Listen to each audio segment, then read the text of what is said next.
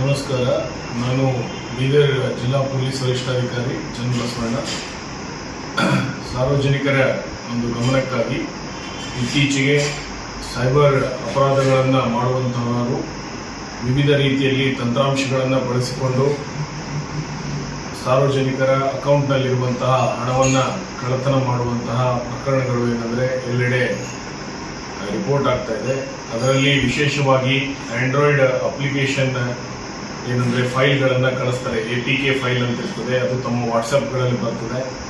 ಅದು ಅಧಿಕೃತವಾಗಿ ಯಾವುದೇ ಒಂದು ಬ್ಯಾಂಕ್ನ ಮುದ್ರೆಯಲ್ಲಿ ಇರೋ ಥರ ನಮಗೆ ಏನಂದರೆ ಕಂಡು ಬರ್ತದೆ. ಆದರೆ ಇದು ಕೂಡ ಏನಂದರೆ ಒಂದು ಫ್ರಾಡ್ ಆಗಿರ್ತದೆ. ಇದನ್ನು ನೀವು ಓಪನ್ ಮಾಡಿದಾಗ ಕೂಡಲೇ ನಿಮಗೆ OTP ಬರದೇ ಇದ್ದರೂ ಕೂಡ ತಮ್ಮ ಏನಂತಾರೆ ಬ್ಯಾಂಕಿನ ವಿವರಗಳನ್ನು ಅವರು ಪಡೆದು ಬಿಟ್ಟು ಅದರಲ್ಲಿ ತಮ್ಮ ಬ್ಯಾಂಕ್ನಲ್ಲಿರೋ ಹಣವನ್ನು ವರ್ಗಾವಣೆ ಮಾಡಿಕೊಳ್ಳುವಂತಹ ಇದೊಂದು ಸೈಬರ್ ಅಪರಾಧ ಆಗಿರ್ತದೆ. ಆದ್ದರಿಂದ ತಮಗೆ ಬರುವಂತಹ ಯಾವುದೇ ಈ ತರಹದ ಮೆಸೇಜ್ಗಳನ್ನು ತಾವು ಓಪನ್ ಮಾಡಬಾರ್ದು ಮತ್ತು ಡೌನ್ಲೋಡ್ ಮಾಡಬಾರ್ದು.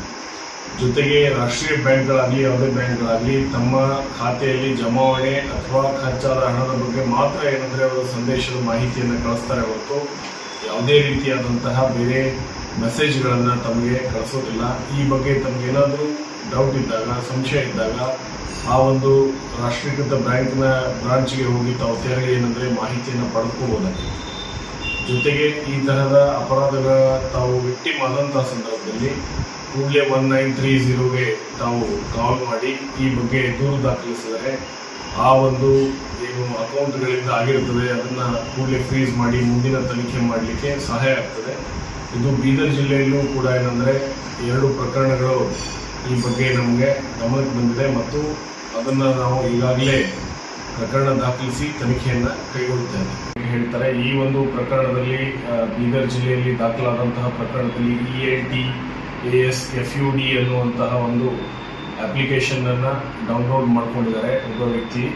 ಆಮೇಲೆ ಅಲ್ಲಿಗೆ ಅವರು ತಮ್ಮ ಅಕೌಂಟನ್ನು ಅದಕ್ಕೆ ಲಿಂಕ್ ಮಾಡಿ ಆ ಅಕೌಂಟ್ ಮುಖಾಂತರ ಏನಂದರೆ ಹಣವನ್ನು ಇನ್ವೆಸ್ಟ್ ಮಾಡಿದರು. ಸೊ ಮೊದಲು ಅವರು ಇನ್ವೆಸ್ಟ್ ಮಾಡಿದಾಗ ಹೆಚ್ಚಿನ ಒಂದು ಲಾಭ ಬಂದ ಹಿನ್ನೆಲೆಯಲ್ಲಿ ಅವರು ಅದನ್ನು ಅಪ್ಲಿಕೇಶನ್ನಿಂದ ತಮ್ಮ ಅಕೌಂಟಿಗೆ ಕೂಡ ಹಣವನ್ನು ವರ್ಗಾವಣೆ ಮಾಡಿಕೊಂಡು ಖಚಿತಪಡಿಸ್ಕೊಳ್ತಾರೆ. ಆದ್ದರಿಂದ ನಂಬಿಬಿಟ್ಟು ಮುಂದೆ ಹೆಚ್ಚಿನ ಸುಮಾರು 35 ಲಕ್ಷದಷ್ಟು ಹಣವನ್ನು ಅದರಲ್ಲಿ ಇನ್ವೆಸ್ಟ್ ಮಾಡ್ತಾರೆ. ನಂತರ ಅದರಿಂದ 1 ಕೋಟಿಯಷ್ಟು ಲಾಭ ಬಂದಿದೆ ಅಂತ ಹೇಳಿ ಇವರು ಅಪ್ಲಿಕೇಶನಲ್ಲಿ ನೋಡಿಬಿಟ್ಟು ಅದನ್ನು ತಮ್ಮ ಅಕೌಂಟಿಗೆ ವರ್ಗಾವಣೆ ಮಾಡುವ ಸಂದರ್ಭದಲ್ಲಿ ಗೊತ್ತಾಗ್ತದೆ ಇದು ಫ್ರಾಡ್ ಆಗಿದೆ. ಸೊ ಆದ್ದರಿಂದ ಈ ಥರದ ಆನ್ಲೈನ್ ಟ್ರೇಡಿಂಗ್ ಆ್ಯಪ್ಗಳನ್ನು ಕೂಡ ಸೃಷ್ಟಿ ಮಾಡಿ ಜನರು ಏನಂದರೆ ಇವತ್ತು ಮೋಸ ಹೋಗ್ತಾ ಇದ್ದಾರೆ. ಈ ಬಗ್ಗೆ ಎಚ್ಚರವಾಗಿರಬೇಕು.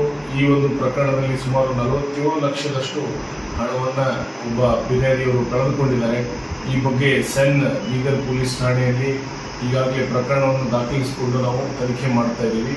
ಸಾರ್ವಜನಿಕರು ಇಂತಹ ಯಾವುದೇ ರೀತಿಯಾದಂಥ ಆನ್ಲೈನ್ ಟ್ರೇಡಿಂಗ್ ಅಪ್ಲಿಕೇಶನ್ಗಳನ್ನು ಡೌನ್ಲೋಡ್ ಮಾಡುವುದಕ್ಕಿಂತ ಮುಂಚೆ ಬಹಳ ಎಚ್ಚರ ವಹಿಸಬೇಕು ಅಂತ ಹೇಳಿ ಇಲ್ಲಿ ತಮ್ಮಲ್ಲಿ ಕೇಳಿಕೊಳ್ತೇವೆ.